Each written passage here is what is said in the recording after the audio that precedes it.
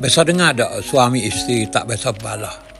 Ning dicerita oleh seorang wanita tua berusia lebih daripada 19 tahun, nama dia Mak Razak di Kapun Nada ni. Datuk ni dia. Dia beritahu bahawa dia tak biasa balah dengan tok laki dia.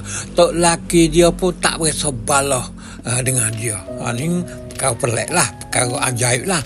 Kenapa kita tak akan berjumpa orang hidup suami isteri tak biasa balah di mana-mana pun. Amalan apa dah? 90 dah. 90 dah.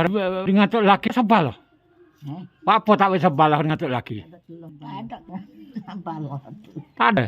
Ya, tak balah. Semung dulu macam mana?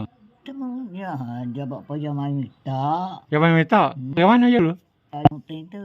Orang yang muting tu ya?